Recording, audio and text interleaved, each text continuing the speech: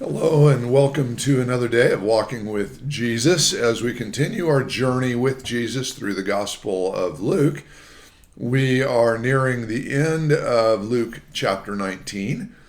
And as we have seen Jesus' triumphal entry, the people following him, the disciples praising and honoring him, and then he pauses as he's overlooking the city and he weeps over the city. He has compassion over. Now remember, Jesus knows what's going to happen to him in Jerusalem.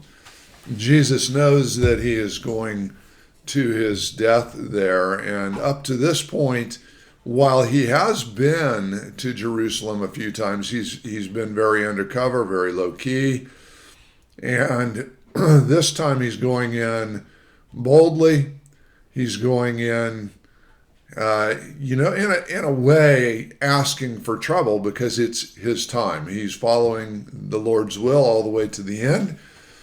And he is going to now create quite a stir because this is when he overturns the tables on the money changers in the temple. And so Luke has a very short account of this. It's not as long as in some of the other places.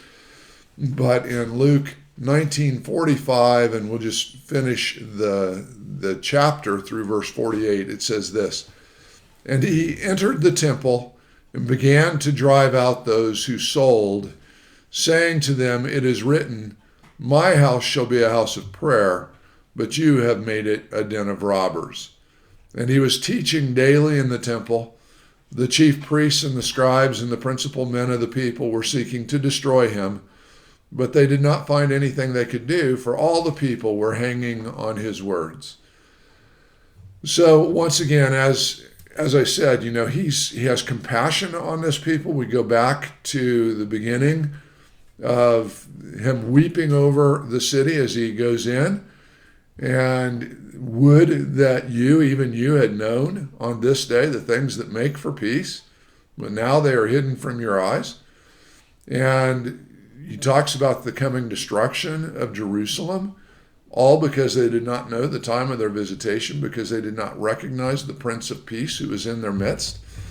And then he goes into the temple and he flips over the tables. Now this happens to be one of those passages that can be the favorite of some of us who have a more aggressive temperament, as it were. If we like this Jesus, perhaps.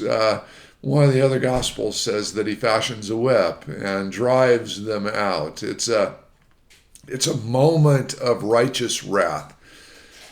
One of the things, though, that I do want to remind you of is that even in this violent moment, if you will, where he goes in and he drives the money changers out of the temple, whether you visualize him with a whip in his hand or whatnot, or if you just visualize him in there just grabbing hold of tables and flipping them up into the air and releasing the animals from their pens and so on and so forth, whatever the case may be, Jesus is not a happy camper. He's very angry, but it's a righteous anger, and it's an anger that has to do with the fact that the things of God are being dishonored.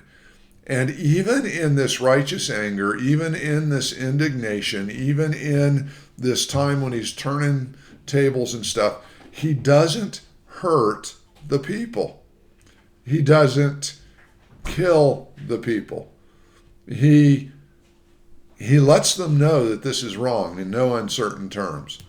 But he's not there to bring about their destruction. He is there to get their attention. So he drives them out. And here's the key for us. My house shall be called a house of prayer, but you have made it a den of robbers. What is our focus, even in our own church life? What are we focused on? Are we focused on how much money we can get out of the people? Are we focused on that side of things? Or are we focused on worshiping God, making this a house of prayer? A house of prayer, communion with God, a house where we are in constant relationship with the living God, where we are talking to him certainly about our needs and our concerns, but also a house where we are listening to him, where we are paying attention to what he has to say, and we are ordering our lives according to what he reveals. My house shall be a house of prayer. Prayer is communication, and communication is two-sided. And it's not just us badgering God with everything we want. It's okay for us to badger God. We've already talked about that parable in the past. But it's also very important that we realize that prayer is submission to God as well. It's us listening to him and paying attention to him. Well, the rest of the religious leaders there, the chief priests, the scribes, and the principal men of the people, they were having none of this. All they saw is a troublemaker who was going to upset their apple cart, and they were trying to find a way to discredit and destroy Jesus and get him out. But they couldn't, because Jesus didn't really give them an opportunity. Everything that he had to say was truthful. Everything that he had to say was filled with the grace and love of God as well as the truth of God.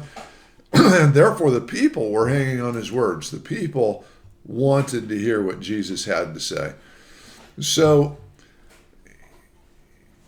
could we be like Jesus? Could we stand in righteous indignation against the things that are wrong in our world, but do it in a way that has the best interest of the people at heart and that is in constant, close communion with the Father, so that we are getting our marching orders from him, so that we are doing things in the way that he would have us to do? That's what we want to try and do. As we look at this passage and we learn from Jesus, let's make sure that our righteous indignation isn't because our feelings got hurt, but rather because the will and the word of God is being scorned, and that we are pushing back against injustice and unrighteousness and against immorality and things of that nature, but we're doing it in a way that is loving and generous and gracious. Well, as you walk with Jesus today, I pray that you will be like Jesus and that you will remember to be in communion with God so that you're getting your marching orders from him and doing things his way. God bless you as you walk with Jesus today.